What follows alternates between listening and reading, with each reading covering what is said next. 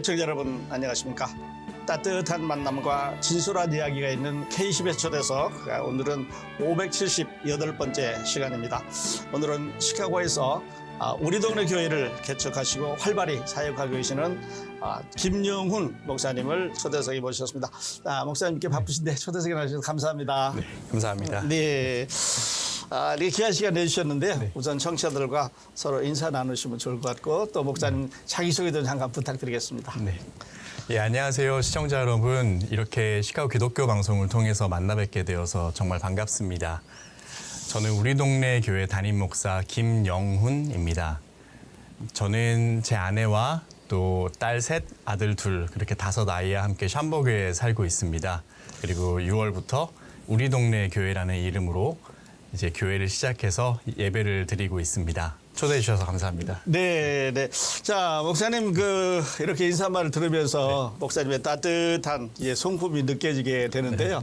우리 이제 그리스도인들이 처음 만나면 서로 간증이라는 걸 나누어요. 예. 오늘 청취자들과 처음 만나셨는데 목사님은 언제 또 어떻게 예수님을 만나서 인격적으로 모시게 되는지 그 얘기 좀 들려주시면 어떨까요? 네, 저는 가정에서 첫째였고 믿지 않는 가정에서 자랐습니다.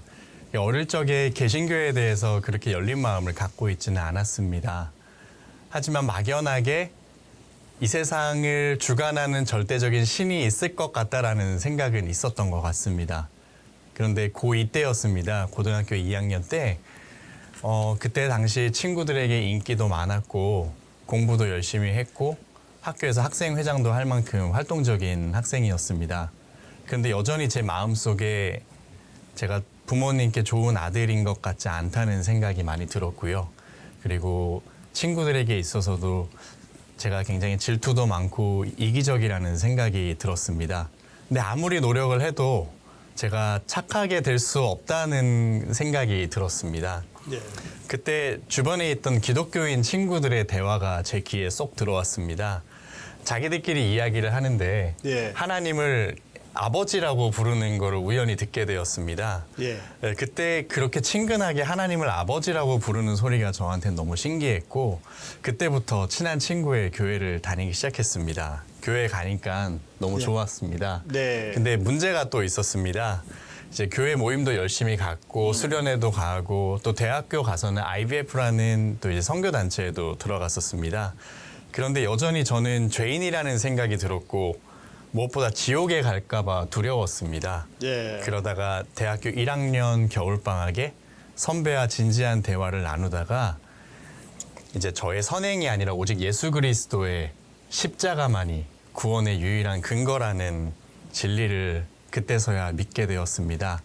그때 제 어깨에 있던 아주 무거운 짐이 네. 떨어져 나가는 걸 느꼈고요. 정말 하늘로 올라갈 것 같았습니다. 물론 그 이후에도 이제 구원에 대한 그런 여정은 계속 네. 있었습니다.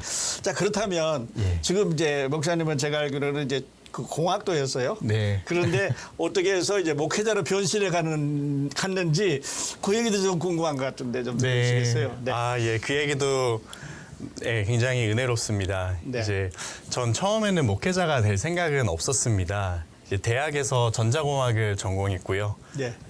그러면서 공부도 나름 열심히 했습니다. 그래서 재미를 붙여보려고는 했지만 여전히 제 마음 한켠에 정말 이것이 내 길인가 하는 그런 생각도 같이 있었습니다. 네. 제가 믿지 않는 가정에서 자랐기 때문에 이제 다음 세대 아이들이 어릴 적부터 하나님을 알고 자라면 얼마나 좋을까 네. 그런 생각이 들기 시작해서 내가 교육자가 되면 어떨까라는 생각도 같이 했었습니다. 네.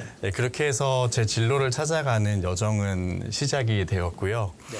그때 제 아내를 만났고 제 아내와 함께 이제 기독교 교육학을 공부하기 위해서 우리가 미국으로 가는 게 좋겠다라는 네. 생각이 들었습니다. 물론 우여곡절도 많았습니다. 그렇겠지, 전자공학을 이제 포기하고 미국 유학 이야기를 했을 때 네. 가족들의 반대도 많이 심했고 네. 굉장히 무책임한 모습으로 이렇게 보이기도 했었습니다. 그렇겠죠. 네.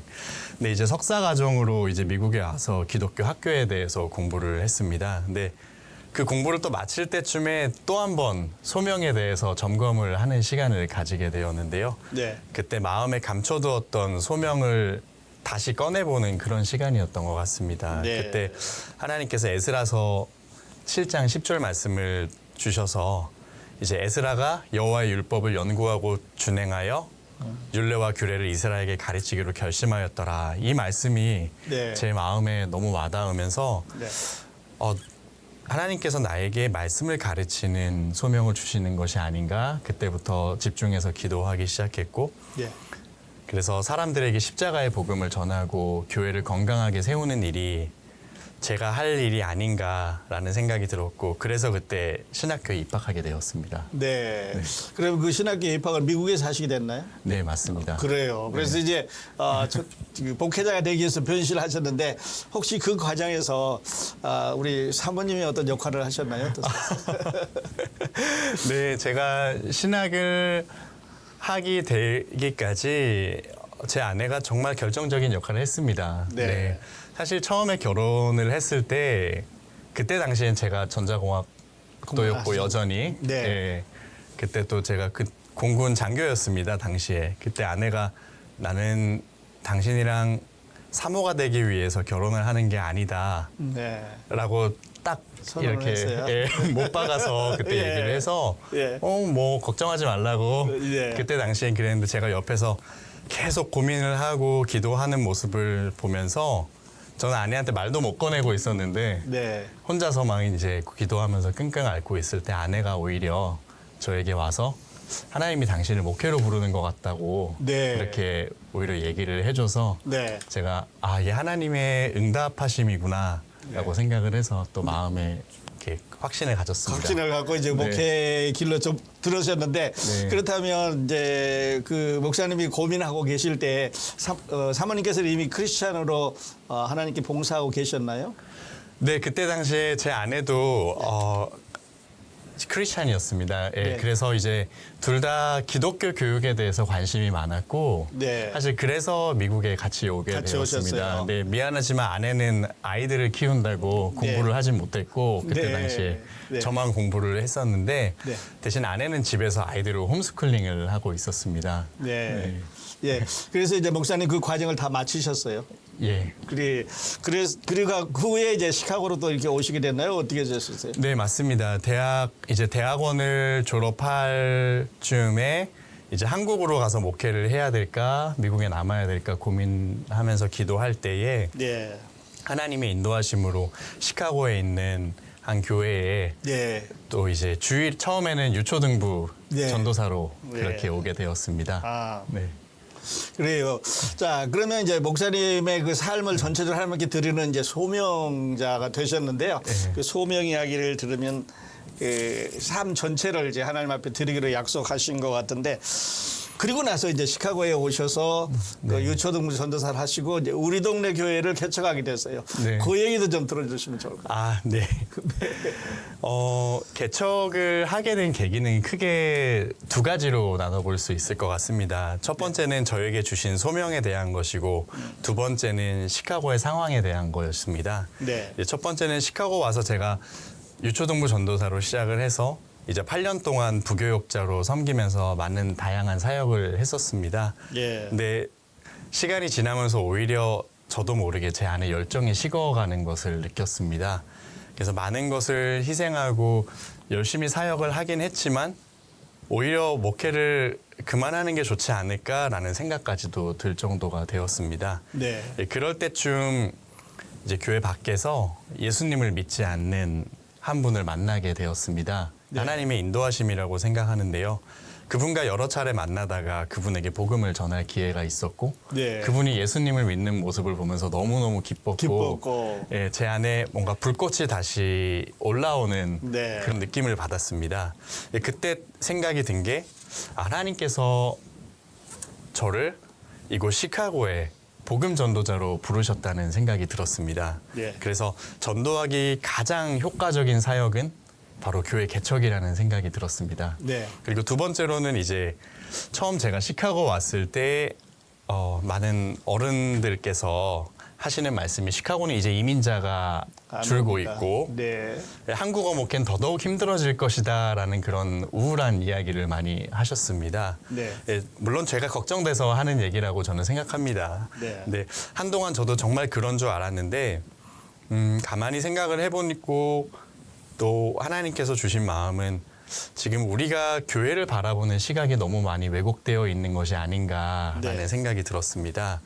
그래서 이민자의 유입이 들기는 했지만 여전히 복음을 들어야 할 한인은 너무 많잖아요. 맞습니다. 네. 오히려 이제는 복음 전도에 열정적인 개척교회들이 필요한 때라고 생각을 합니다. 네. 누가복음 15장에 나와 있는 정말 한 마리의 잃은 양을 찾아서 열정적으로 찾아갈 수 있는 그런 개척교회가 네. 저는 더 있어야 된다고 생각을 합니다. 네, 아멘. 네. 네. 자, 그렇게 해서 이제 개척을 하셨어요, 예. 목사님. 그런데 개척이 이제 쉽지 않은 결정을 하셨거든요. 네. 근데 그 결정을 하시고 이제 지나오시면서 가장 큰 도전, 또 네. 시련은 무엇이었고, 또 하나님께서 어떤 말씀으로 위로해 주시고 다시 제자리로 갈 수 있게 해주셨는지 거기도 좀 들려주시면 좋을 것 같습니다. 네. 일단 가장 큰 도전은 외부에서보다는 제 내면에서 일어난 것 같습니다. 네. 이렇게 개척을 하겠다고 사람들에게 이야기한 다음에도 거의 매일 스스로에게 물어봤던 것 같습니다. 정말 개척이 맞을까? 내가 정말 잘할 수 있을까? 네. 그리고 하나님께서 우리의 필요를 채워주실까? 네. 또 그러면서 두려운 마음이 너무 많이 생겼습니다. 네. 그래서 하다가 잘 안 되면 웃음거리가 되지 않을까? 사람들이 그것 봐라 라는 그런 말을 하지 않을까? 네. 그럼 실패하는 것보다 아예 시작을 안 하는 게 낫지 않을까라는 생각도 했습니다. 사실 얼마 전까지만 해도 이런 생각이 들었습니다. 네. 근데 결국 복음이 저를 붙잡아 준 것 같습니다. 복음이에요. 네. 결국엔 나도 저 같은 죄인도 하나님의 은혜로 온전히 구원을 받았는데 네.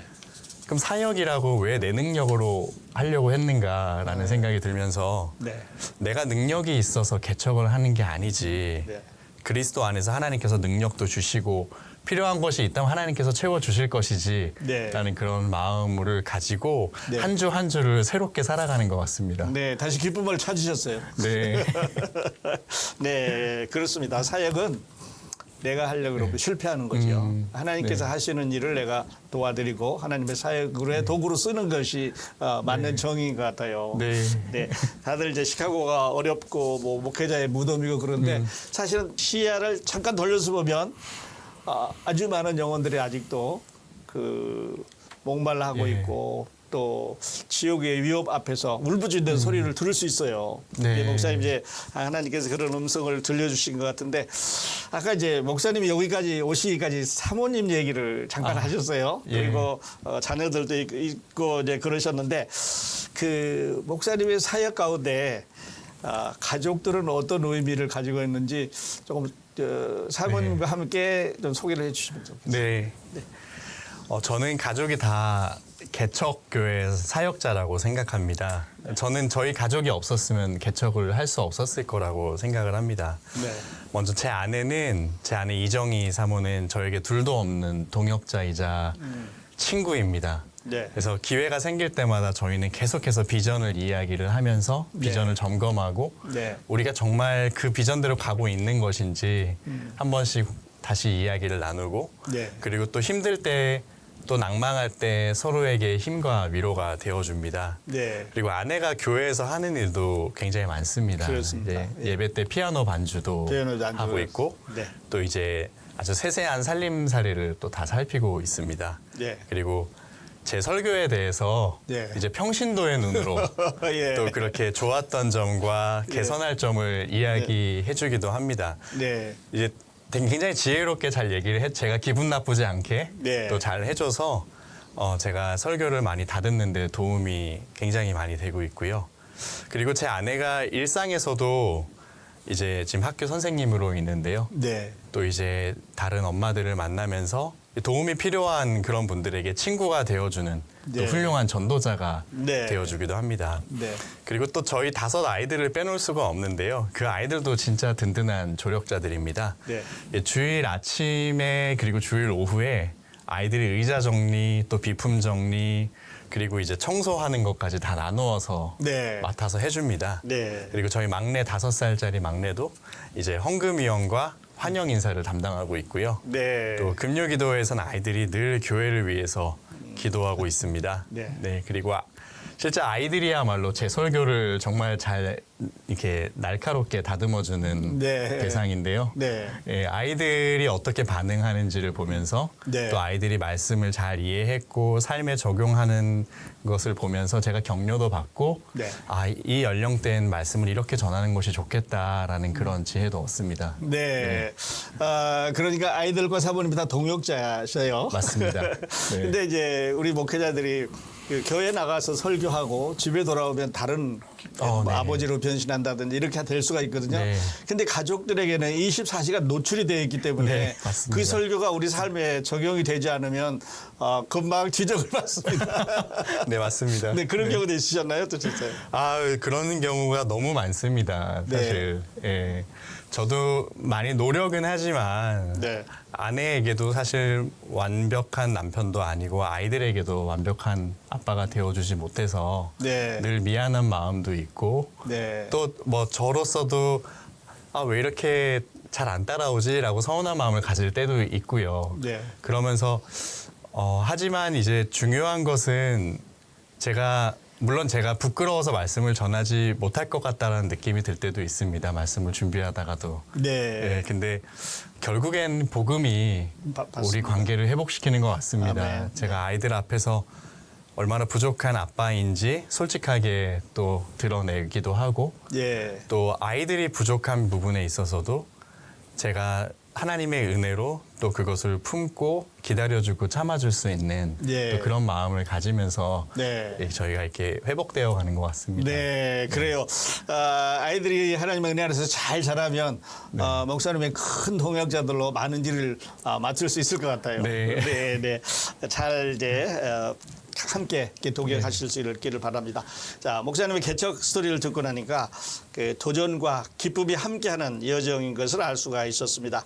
내일 2부에서는 목사님의 앞으로의 비전 그리고 교회 사역에 대한 깊은 이야기 더 나누도록 하겠습니다. 목사님 이렇게 나와주셔서 감사드립니다. 네, 감사합니다. 감사합니다. 시청자 여러분, 어렵다고 말하는 시대, 하나님의 복음을 향한 열정과 사명, 이 젊은 목회자가 온전히 주님의 몸을 이루어 나갈 수 있도록 격려와 기도 그리고 관심을 부탁드립니다. 오늘 저는 이만 물러가겠습니다. 내일 뵙겠습니다. 감사합니다.